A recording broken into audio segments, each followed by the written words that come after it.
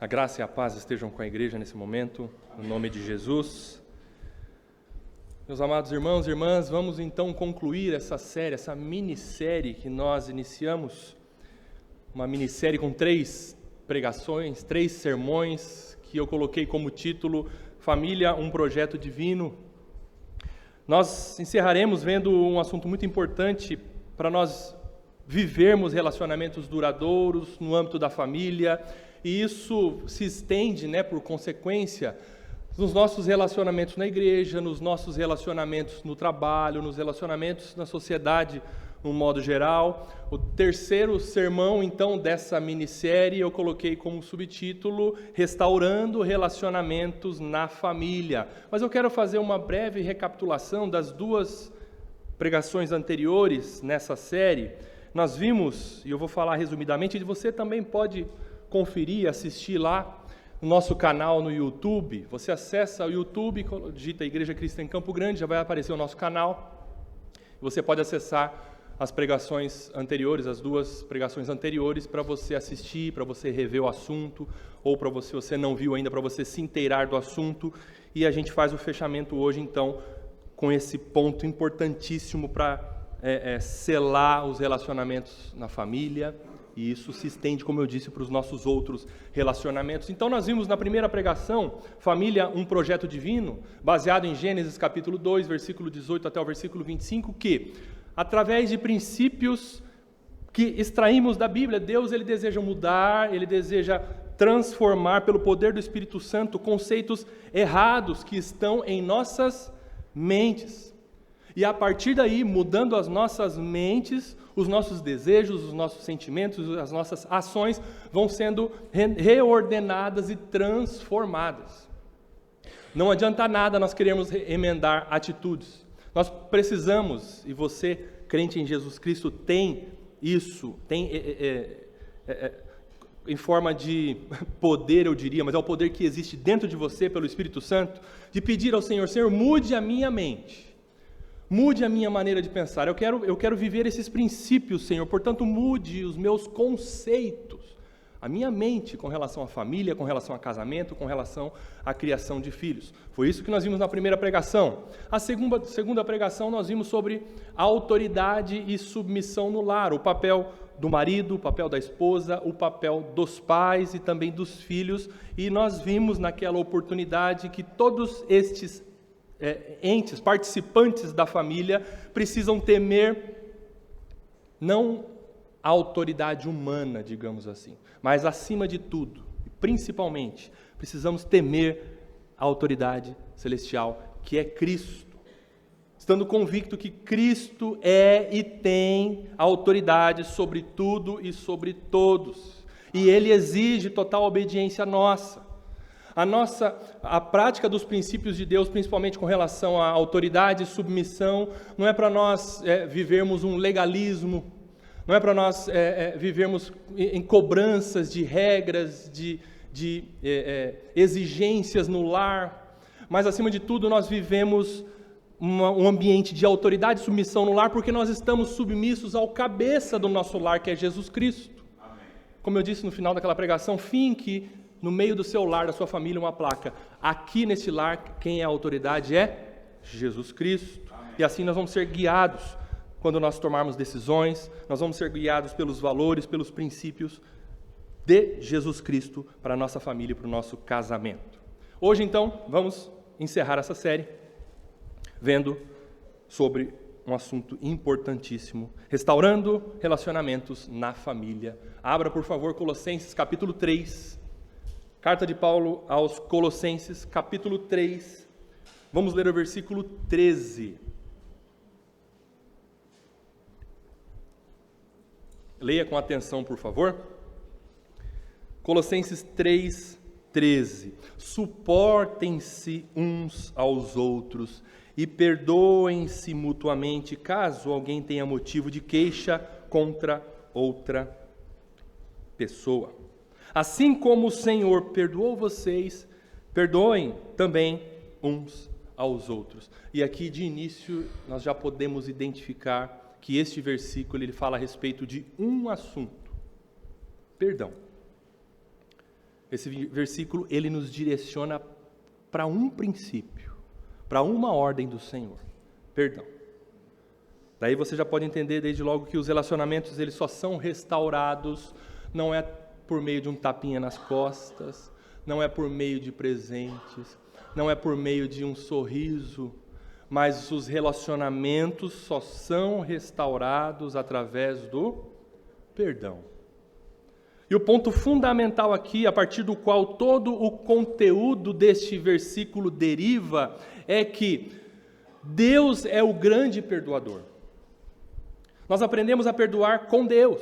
O final do versículo deixa isso muito bem claro. Veja, finalzinho do versículo, na metade para o final do versículo 13, diz assim: assim como o Senhor perdoou. Qual é o paradigma? Qual é o exemplo? O Senhor. Assim como o Senhor perdoou vocês, perdoem também uns aos outros. Amados irmãos e irmãs, a base do nosso perdão é o perdão concedido por Deus a nós. E eu faço uma pergunta para você: você foi perdoado por Deus? Você é crente em Jesus Cristo? Você crê convictamente que você foi perdoado de todos os seus pecados? Deus perdoou você? Amém, louvado seja Deus. Então agora está para você: perdoe. Assim como o Senhor perdoou vocês, perdoem também uns aos outros. E Deus não somente nos perdoa, mas Deus também nos capacita a perdoar, porque nós, por nós mesmos, não conseguimos perdoar. Essa é uma ação do Espírito Santo em nós, que nos capacita a vivermos essa prática de perdão e de restauração nos relacionamentos. É somente através do poder do Espírito Santo. Mas é possível. É possível. Só que para nós entendermos como Deus é o grande perdoador, nós precisamos ver o que aconteceu na cruz do Calvário.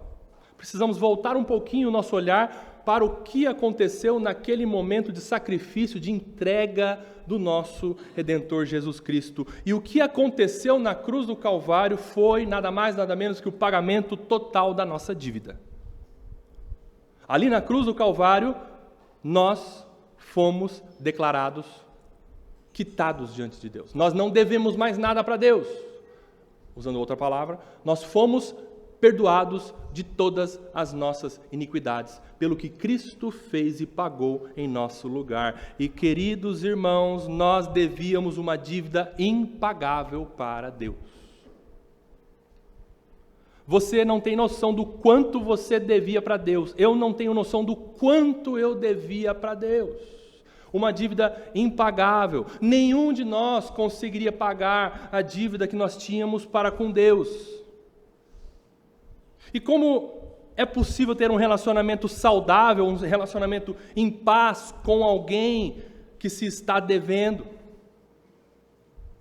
Nenhum de nós consegue ter um relacionamento saudável com alguém que nós estamos devendo. Por quê? Porque quem deve carrega uma culpa, carrega uma condenação dentro de si. E quem tem o crédito quer receber. Isso é justo. Não há relacionamento saudável e em paz quando existe dívida entre um e outro. Fica um negócio estranho. Não há um ambiente saudável, não há conversa saudável. Pastor Silas Campos, agora nós estivemos lá na conferência para pastores e líderes, contou uma história de um pastor que estava devendo para um membro da igreja e o clima não estava legal entre eles e o membro já tinha pedido, cobrado, e o pastor sempre sabonetando, e falou, mais para frente eu pago, mais para frente eu pago, mais para frente eu pago, e ficou aquele clima, né? Existia uma dívida entre eles. E numa determinada reunião, no meio da semana, o membro falou, eu vou sentar lá na frente para o pastor me ver. Ele sentou na primeira cadeira. E o pastor então iniciou o culto do meio de semana, ele abriu o hinário cristão, assim que os hinos são por número, né? E o pastor devia R$500 para o membro. E aí o pastor abriu assim o hinário cristão e falou, irmãos, qual o hino que nós vamos cantar hoje? Aí o membro fez assim, 500, pastor, 500. Quando existe dívida, Não há um ambiente pacífico, não há um relacionamento saudável. Mas Deus perdoou, pagou a nossa dívida. Foi isso que Deus fez em Cristo. O que aconteceu na cruz do Calvário? O apóstolo Paulo explica para nós com uma linguagem comercial o pagamento da nossa dívida. Volta um pouquinho no capítulo 2 aí mesmo da carta aos Colossenses, capítulo 2, versículo 13 e 14. Olha só o que aconteceu para Deus perdoar o seu e o meu pecado e quitar a nossa dívida para com Ele. Colossenses capítulo 2, versículo 13, versículo 14. Quando vocês estavam mortos nos seus pecados e na incircuncisão da carne, Ele lhes deu vida juntamente com Cristo. O que diz aí o finalzinho do versículo 13? Perdoando todos os nossos pecados.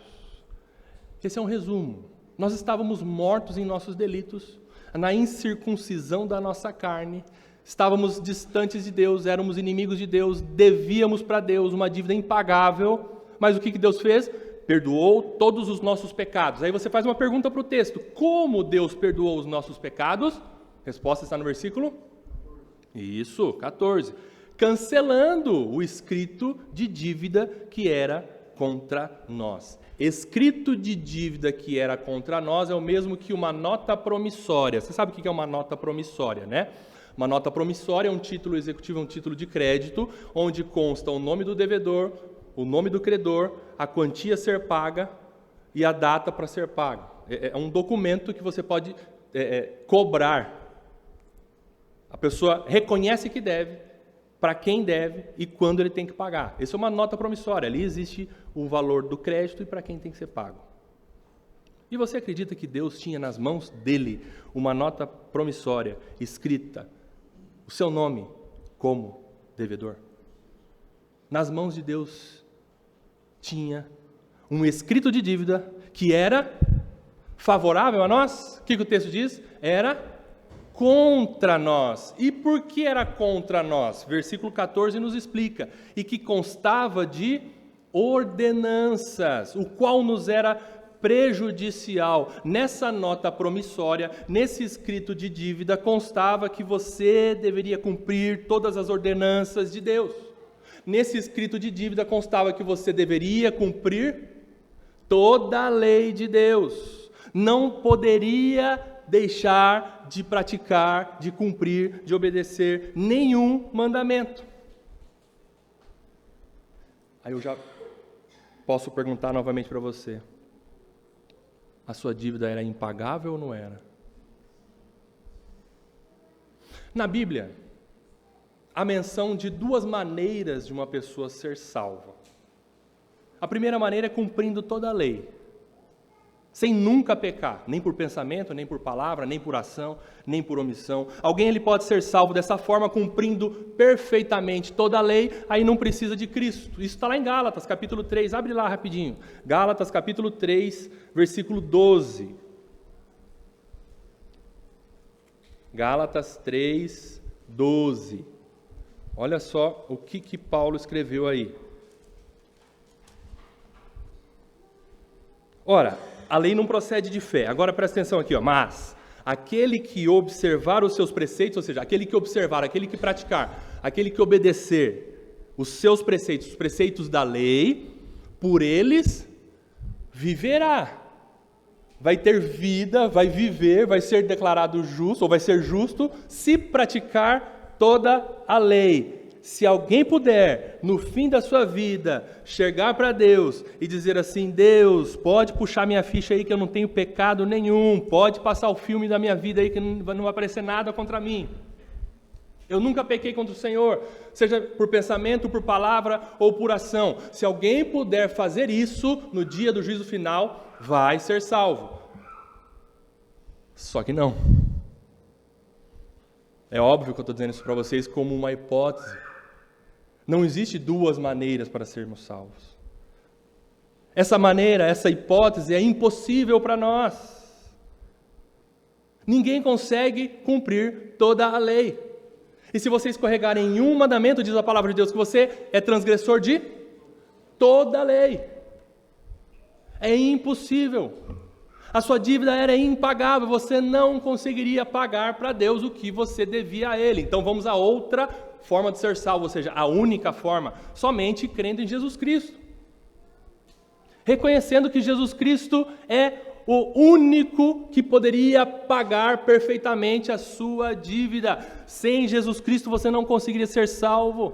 Por você mesmo você não conseguiria ser salvo. Por isso você entrega, você crê, você confia exclusivamente nos méritos de Cristo, na vida e na morte de Cristo na cruz do Calvário.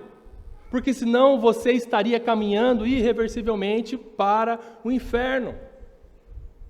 Cristo pagou toda a nossa dívida. Deus aceitou o pagamento pela morte de Jesus Cristo na cruz do Calvário, em nosso favor, pelas nossas transgressões. Continuando no capítulo 2 aí de Colossenses, versículo 4, volta lá, vocês estavam em Gálatas, né? Colossenses capítulo 2, versículo 14, e considerando que nós somos pecadores, que nós não conseguimos satisfazer a justiça de Deus, e Ele exige de nós o cumprimento total da lei, e nós reconhecemos que nós não conseguimos, e nós tínhamos uma dívida impagável para com Deus. O que Deus fez? Olha só o finalzinho do 14. Deus removeu-o inteiramente. O que Deus removeu? O escrito de dívida. A nota promissória. Mas se você parasse por aí, ficaria uma dúvida na sua e na minha mente, quem sabe. Removeu inteiramente o escrito de dívida. Mas o que ele fez com esse escrito de dívida? Ele jogou fora, ele escondeu, ele falou, larga a mão, vou esquecer isso. Ele cobrou. Deus não simplesmente rasgou a nossa nota promissória e falou, tudo bem, esquece, vamos seguir a vida. Não. Ele cobrou a sua dívida de alguém. Continua o versículo 14. Cravando-o na cruz. Que expressão maravilhosa, carregada de significado de pagamento. Você lembra de uma palavra? Tetelestai. Jesus na cruz declarou, está pago. Está pago. A sua dívida foi cravada em Jesus. O escrito de dívida que era contra você, que constava de ordenanças, Jesus Cristo pagou e Deus cobrou em Cristo a sua e a minha dívida. Jesus Cristo pagou a nossa dívida, louvado seja Deus.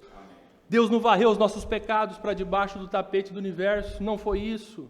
Ele tratou de forma justa, de forma perfeita os nossos pecados na cruz do Calvário, na morte de Jesus Cristo, seu único Filho. E a graça da salvação foi de graça para nós, mas para Deus não foi de graça. A graça da salvação custou o preço do Filho, um alto preço para Deus. Mas Deus pagou. Na cruz, Jesus suportou a ira de Deus. O castigo que deveria estar sobre você, escreveu o profeta Isaías, foi sobre ele que Deus despejou a sua ira. O castigo que nos traz a paz estava sobre o Filho, o Messias, o Redentor, e Deus pagou a dívida pela morte do Filho em nosso lugar. Quanto que você acha que você devia para Deus? Muita coisa ou pouca coisa? Muita coisa. Uma dívida impagável. E veja, é o que Jesus ensinou. Quanto mais nós tivermos consciência do tamanho da nossa dívida, mais será o nosso amor e o reconhecimento de tão grande salvação que foi conquistada por nós na cruz do Calvário. Quanto menos você achar que você devia, menos vai ser o seu amor e devoção e gratidão a Deus pelo pagamento da sua dívida. Deus pagou uma dívida que para nós era impagável. Agora o Espírito Santo, por meio da palavra dele, nos comunica que pela graça nós não devemos mais nada para Deus. Louvado seja Deus. Você foi perdoado, e essa é a boa nova do Evangelho. E você então tem convicção de que a sua dívida impagável foi paga por Cristo Jesus na cruz. Então agora fica mais claro o texto base de Colossenses 3,13. Olha lá. Colossenses 3,13, o texto base da mensagem de hoje, sobre restaurando relacionamentos na família. Suportem-se uns aos outros e perdoem-se mutuamente, caso alguém tenha motivo de queixa contra outra pessoa. Assim como o Senhor perdoou vocês e como Ele perdoou vocês, isso tudo que nós vimos no capítulo 2, versículo 14 e 15. Deus perdoou. Deus não ficou com um pé atrás contra você. Falou, eu perdoei, mas daqui para frente não sei. Eu perdoei, mas ainda tem algumas coisas que eu quero um dia jogar na sua cara. Não, Deus perdoou totalmente a nossa dívida.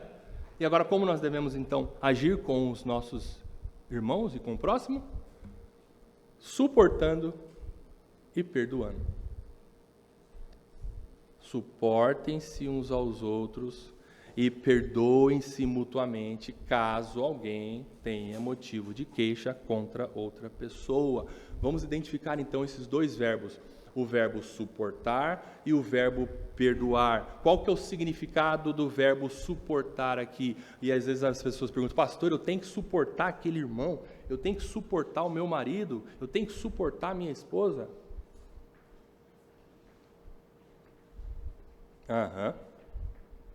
O que é suportar? O que é suportar? O significado que eu encontrei no dicionário Logos, buscando o original grego do verbo suportar, você pode substituir por aguentar. Eu tenho que aguentar o meu irmão. Pensa num suporte. Aquela caixa está sendo suportada por aquela mão francesa, por aquelas duas mãos francesas. As mãos francesas estão aguentando a caixa, estão tolerando a caixa, estão sendo suporte para ela, estão sendo paciente com ela. Em outra expressão forte também do original grego, é entender que o outro é um falho pecador. Isso é suportar. E aplicando todos esses significados, então, suportar não tem outro sentido senão aguentarmos-nos mutuamente. Pastor, mas é difícil, hein? Eu tenho que aguentar o meu marido, tenho que aguentar a minha esposa. Eu tenho que ser um suporte para os meus filhos.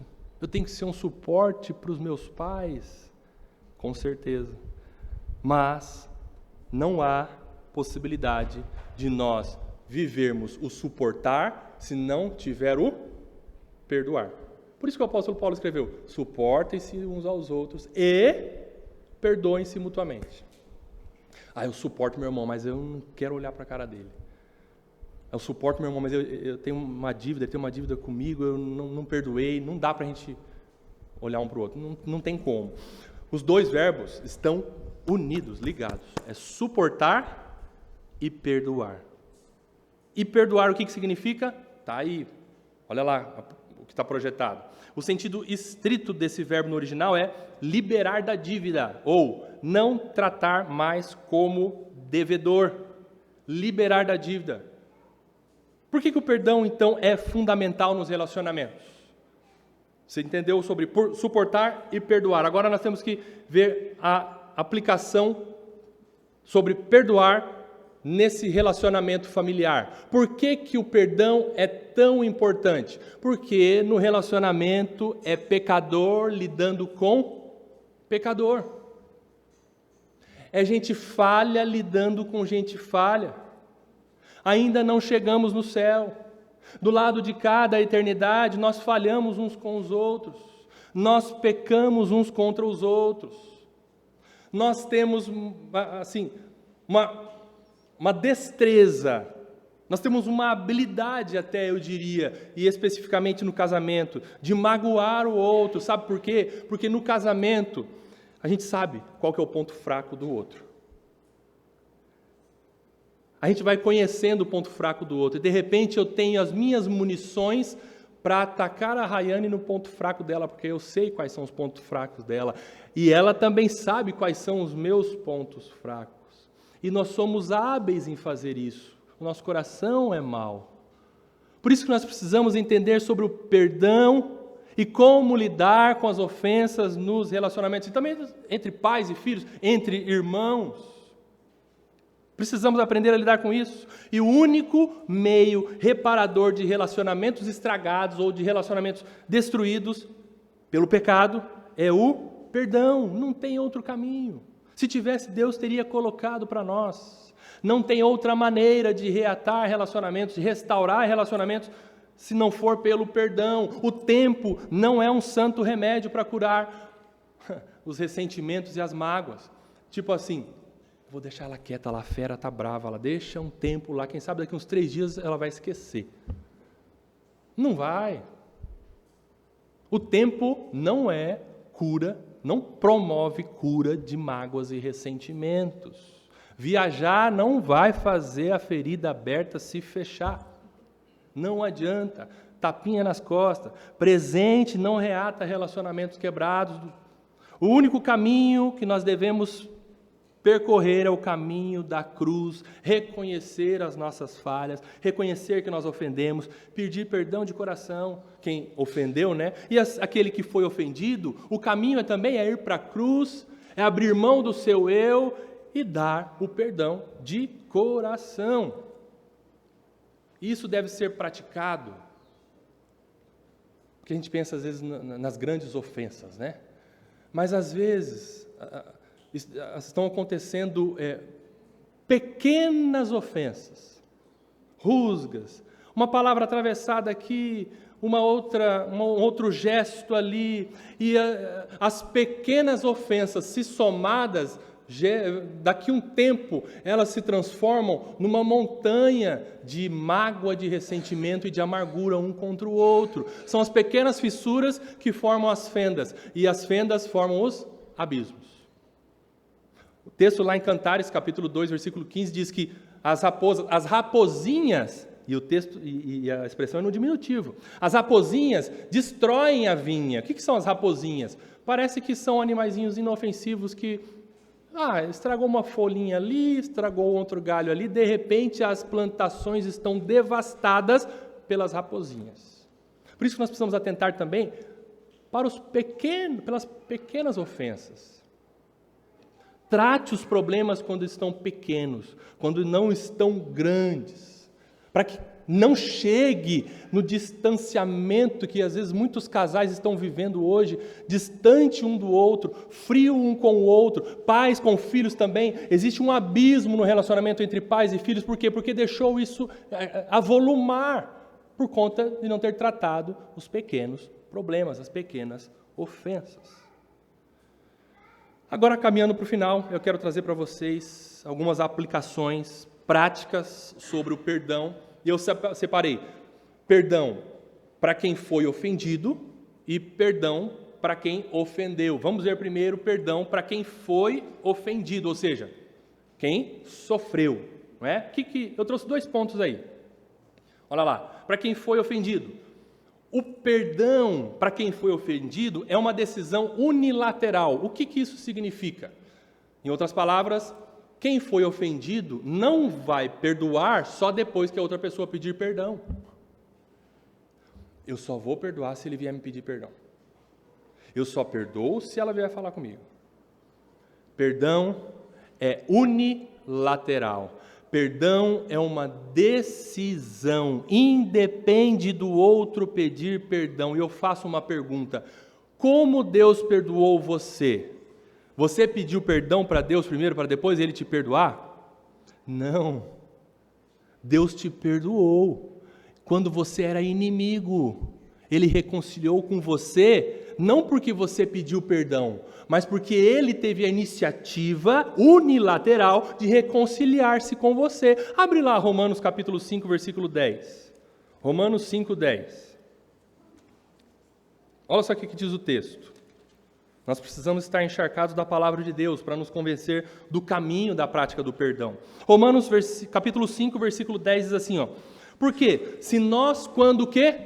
Quando inimigos fomos Veja, Paulo não escreveu, nós quando amigos fomos reconciliados. Nós, quando inimigos, fomos reconciliados. E aqui existe o perdão. fomos reconciliados com Deus mediante a morte do seu Filho, muito mais estando reconciliados, seremos salvos pela sua vida, a nossa vida vivida para Deus. Veja, então Deus não nos perdoou porque primeiro nós pedimos perdão. Esse é o exemplo, esse é o modelo, o paradigma perfeito para nós. Lembra que nós vimos? Deus é o perdoador, é o grande perdoador. E através do perdão de Deus, por meio do perdão de Deus, nós temos agora um exemplo a ser seguido.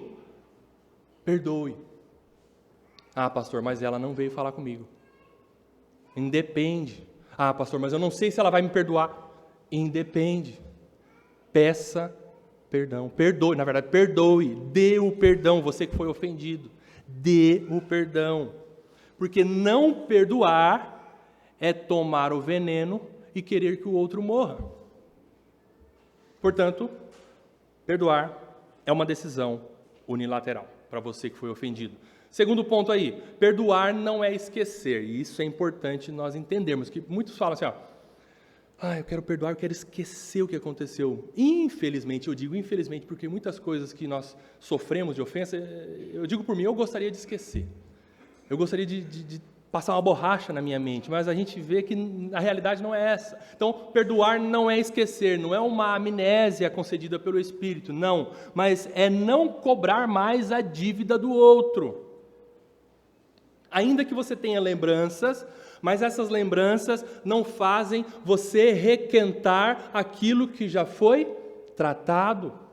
Jogar no rosto da pessoa, cobrar aquilo que já foi perdoado. No seu coração, não porque a pessoa pediu perdão.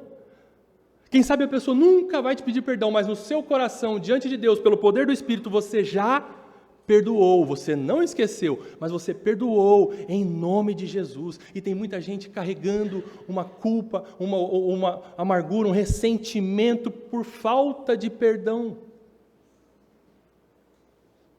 Senhor, nos liberte disso em nome de Jesus. Que nós liberemos perdão para todos aqueles que nos ofenderam, em nome de Jesus. A começar nos nossos casamentos, nas nossas famílias, entre pais e filhos, entre irmãos. Quero liberar perdão, no nome de Jesus. Está aqui, perdoar não é esquecer, mas é não cobrar a dívida e não jogar, não lançar no rosto do outro o que se perdoou de coração. Olha o ensino do pastor Herbert Campos Jr. Ele ensina para nós que perdoar não é passar uma borracha e não é esquecer.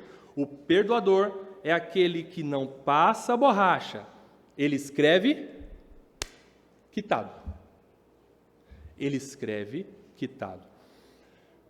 Acho que muitos aqui já viram, até hoje existe também um caderninho de pendência ou de fiado, né? Na mercearia, na padaria, né? No comércio lá do bairro. Não tem um caderninho de fiado? Você ia lá, pegava um pacote de açúcar, um trigo, um leite, pedia para o tio anotar. Depois que você levava o dinheiro da mamãe, pagava o que você pegou, o tio riscava, você não devia mais nada. Mas muitas vezes, nos nossos relacionamentos, nós temos um caderno de fiado, um caderno de cobrança que nunca acaba. E às vezes a gente vai, por exemplo, entre o casal, né, vai tratar um assunto novo, um problema novo, e de repente a gente traz à tona muitas coisas do passado que já foram tratadas e perdoadas. E o problema que era relativamente grande fica maior ainda, mas de coisas, de assuntos e de pendências que já foram quitadas, já foram tratadas. Joga fora o caderno de cobrança. Perdoe de verdade, de fato, de coração, aquele que te ofendeu, especificamente no casamento, entre pais e filhos, entre irmãos. Rasgue as cobranças, jogue fora. Foi o que Deus fez. Deus cancelou o escrito de dívida que era contra nós. Jogue fora as cobranças. Portanto, perdoar não é esquecer, mas é não cobrar a dívida do outro, porque você perdoou de coração. E você liberou, lembra o conceito de perdão? É liberar da dívida. Libere da dívida em nome de Jesus. Agora para o ofensor, para aquele que comete pecado, para aquele que comete ofensa, para aquele que pratica algo que fere o outro no casamento, o pai, o filho, entre irmãos. Como tratar a ofensa ou o pecado cometido? Como que nós tratamos? Você então, por exemplo, cometeu uma falha, um pecado contra o seu cônjuge, ou contra o seu pai, ou contra o seu irmão. Como que você vai lidar com isso? Como tratar? Tratar pecado implica falar. Não tem outra maneira. Você precisa verbalizar, meu amor, ou então não está nem em clima de falar meu amor, né? Maria da Silva Ferreira, me perdoe. Eu fiz isso. Estou arrependido do que eu fiz. Abra a boca, precisa falar. O silêncio é misterioso e não é bom no relacionamento. O silêncio gera incógnitas no relacionamento e não é bom. Portanto, você que ofendeu, vá lá, peça perdão, diga, me perdoe, o que eu fiz foi tão feio, eu te machuquei, te feri, me perdoe, em nome de Jesus. E é mais fácil, às vezes, fazer uma brincadeirinha, né? Às vezes é mais fácil chamar para jantar, às vezes é mais fácil distrair com um momento e às vezes os filhos estão ali e as coisas vão passando e você não trata, você não fala. É mais fácil arrumar outras coisas ao invés de enfrentar, sentar, falar, meu amor, eu quero conversar com você, não estou bem, nós não estamos bem, eu quero te pedir perdão. Eu sei que você está magoado com isso, eu sei que você, meu marido, está magoado com isso, eu sei que eu te feri, me perdoe, eu quero retratar, eu quero dizer que não quero fazer mais isso, em nome de Jesus, me ajude, por favor, me perdoe, fale, pai, fale para o seu filho, filho, me perdoe, o pai errou com você, mamãe, fale para o filho, filho, me perdoe, a mamãe errou com você, eu me excedi, eu fiz coisa que eu não devia, me perdoe. Filho, chega para o papai, e o filho vai ver nesse exemplo também dos pais, o filho chega para o papai, para a mamãe, pai, me perdoe. Quero te pedir perdão de tantas coisas que eu tenho de mágoa do Senhor do passado, da Senhora do passado. Me perdoe em nome de Jesus. Eu quero me liberar perdão e eu quero pedir perdão por tantas coisas que eu também fiz contra o Senhor no passado. Me perdoe em nome de Jesus. Entre irmãos que às vezes não se falam há anos, me perdoe, eu quero tratar, eu quero limpar, quero passar uma régua e rasgar essa dívida que existe entre nós. Me perdoe em nome de Jesus por tudo que eu fiz. Me perdoe. Nós precisamos falar, verbalizar. E algumas formas erradas de pedir perdão faladas, né? Dessa maneira como eu estou explicando para vocês. Por exemplo, a expressão, desculpa qualquer coisa. Desculpa qualquer coisa, na prática ele está dizendo assim, eu não estou vendo nenhum problema no que aconteceu. Mas desculpa qualquer coisa. Ou, por exemplo, se eu estou errado, me perdoe. O que você, ao ouvir isso, subentende? Que a pessoa não reconheceu que ela está errada. Se eu estou errado, me perdoe. Nós precisamos ser claros. Dê nome ao pecado. Diga, olha, eu fiz isso, eu falei assim, eu pisei aqui, eu deixei a toalha em cima da mesa pela 72ª vez, me perdoe. Falar, tratar, expor, andar na luz. E aí, depois de tratado, põe uma pedra em cima do que aconteceu. Morreu, acabou, não é esqueceu, mas acabou. O pecado foi tratado, amém. Houve confissão do arrependido. O ofensor foi tratar. E quem também recebeu, deu perdão. Libere. E aí há restauração. Há restauração, meu irmão, em nome de Jesus, creia nisso. Há restauração. Segundo ponto, para quem ofende, eu vou perder a minha autoridade se eu pedir perdão. Gente, a melhor maneira de nós pregarmos e nós vivermos o Evangelho dentro do lar é viver uma vida de confissão de pecado, de arrependimento, de irmos para a cruz e pedirmos perdão. Os nossos filhos vão vendo a prática do perdão nos nossos lares, o Evangelho sendo vivido nos nossos lares. Nós devemos dizer para o filho, filho, me perdoe, o papai errou. E quando a mamãe errou, e quando o filho vê o pai e a mãe reconhecendo as suas faltas, os seus pecados, com certeza ele vai olhar aquilo como um referencial espiritual brilhante para ele. Ele vai ver que esse é o caminho da cruz, esse é o caminho da reconciliação, esse é o caminho de reatar relacionamentos. Me perdoe, filho. Em nome de Jesus, o pai pecou contra você. Ou então, o papai e a mamãe brigaram na frente de vocês. Perdoa. Nós não devíamos ter feito isso. Perdoa o papai, perdoa a mamãe, em nome de Jesus. Isso tudo vai sendo o evangelho vivido dentro do lar. E, pelo contrário, a autoridade não vai ser diminuída. A autoridade vai sendo reafirmada aos moldes e os princípios de Deus. Portanto, o texto diz para nós, abra lá Colossenses, você estava em Romanos, né? Vamos lá para Colossenses de novo. Colossenses capítulo 2.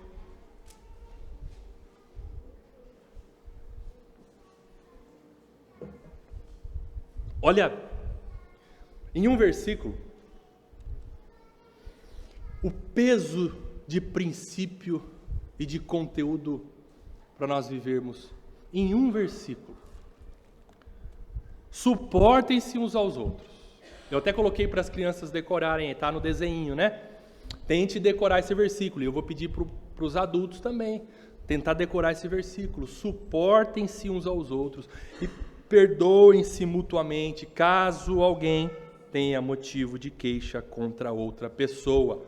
Assim como o Senhor perdoou vocês, perdoem também uns aos outros. E eu concluo fazendo duas perguntas para você. O seu lar é um local onde a verdade é exercitada, onde o pecado é confessado, é abandonado e é reparado pelo perdão? Responda diante de Deus. Segunda pergunta. Ou é um lugar onde a mágoa e o ressentimento prevalece? Ressentimento é sentir de novo, ficar sempre sentindo. Mágoa. E mágoa gera um coração com amargura. E um coração com amargura é um coração que... todas as outras partes da sua vida estarão contaminadas, porque a amargura, ela contamina as nossas ações, os nossos pensamentos, as nossas falas. Por isso que precisamos tratar. E entendendo o que Deus fez em Cristo na cruz, Deus não lança mais contra nós os nossos pecados. Quando você vai pedir perdão para Deus hoje, por exemplo, quando você peca, Senhor, me perdoe, Deus não olha para você e fala, mais uma vez, já deu, hein? Chega. Não, pela palavra de Deus, Ele vai responder para você, você já está perdoado em nome de Jesus, pelo sangue do meu filho. E a Rayane fala muitas vezes lá em casa, o preço da gota da morte de Jesus Cristo na cruz, qual que é o valor disso, qual que é o peso que nós temos que ter disso? Foi pago na cruz, foi totalmente pago. E se Deus não lança mais os nossos pecados contra nós, nós também devemos, entre nós, não ficarmos lançando um contra o outro pecados. Olha só o que Miqueias escreveu, capítulo 7, versículo 19, está projetado aí. Ele voltará a ter compaixão de nós, pisará aos pés as nossas iniquidades e, leia comigo bem alto, lançará todos os nossos pecados nas profundezas do mar. Veja, Deus pegou os nossos pecados e lançou nas profundezas do mar. E muitas vezes marido, esposa, ou pai, ou filho estão tentando pescar nesse mar os pecados que já foram perdoados. Dwight Lyman Moody, não completando esse versículo, mas interpretando esse versículo, ele diz assim, Deus lança os nossos pecados nas profundezas do mar e coloca uma placa lá, proibido pescar. Esse deve ser um ambiente de restauração, de paz, de tratamento nos relacionamentos, no lar. Quando nós fomos ofendidos, então, nós devemos dizer, eu perdoo você. Toda vez que eu me lembrar o que você fez, eu quero me lembrar que eu perdoei, em nome de Jesus. E para quem ofendeu, aprenda a ter a iniciativa de tratar, aprenda a ter a coragem, porque você teve coragem de fazer o que é errado. Então busque de Deus coragem para você tratar, de ir lá, pedir perdão. Me perdoe. o que eu fiz foi mal, eu sei que eu te feri, me perdoe em nome de Jesus. Isso repara, isso restaura relacionamentos. Assim, nós vamos alicerçando os nossos casamentos, nossas famílias, os nossos relacionamentos. Como eu disse, isso vai se estendendo para os outros relacionamentos, seja na igreja, seja no serviço, seja na escola, na sociedade. Isso vai se estendendo para os outros relacionamentos. Nós vamos aprendendo a ter um coração dilatado, longânimo, como nós aprendemos quinta-feira, né, com as irmãs, paciente, né, perdoador, misericordioso. E sensível ao pecado também, né? Quando nós, na mínima ofensa, na pequena ofensa, né? Naquela raposinha que surgiu ali na vinha, você já trata, já quer resolver, porque eu não quero ter nenhum problema, não quero ter nenhum pecado não tratado nos relacionamentos, principalmente no casamento e na família. E assim a gente vai vivendo o evangelho nos nossos lares, para a glória de Deus, em nome de Jesus. Amém. Amém. Encerramos então essa minissérie. Curta, é verdade, mas eu acredito que pela palavra de Deus, com um conteúdo rico para nós vivermos esses princípios nas nossas famílias, no nome de Jesus. Amém. Amém. Pai Santo, diante do que foi feito na cruz em nosso lugar, pelo que Cristo fez na cruz, pagando toda a nossa dívida que nós tínhamos com o Senhor, por favor, Senhor, ajuda-nos, a todos nós aqui, a vivermos uma vida de perdão, de reconciliação, de tratamento de pecado, Senhor, para vivermos em paz uns com os outros. Limpa, Senhor, aquilo que estiver ainda manchando as nossas mentes e também atrapalhando as nossas ações. Purifica, Senhor, as nossas mentes para que as nossas ações nos nossos casamentos e em nossas famílias sejam santas e piedosas, Senhor. E quando pecarmos, Pai, nos dê sensibilidade para tratarmos, para corrermos e irmos para a cruz e não nos acomodarmos com os pecados cometidos. Que o Teu Espírito Santo cada vez mais acenda em nós a luz de alerta quando há pecado não tratado em nós, no nosso casamento e em nossas famílias. E pelo poder do Espírito Santo, nos dê força, coragem para tratarmos, pedirmos perdão e reconciliarmos. Que haja restauração nos relacionamentos, nas famílias, de todos os meus ouvintes aqui presentes, Senhor, no nome de Jesus. Amém. Amém.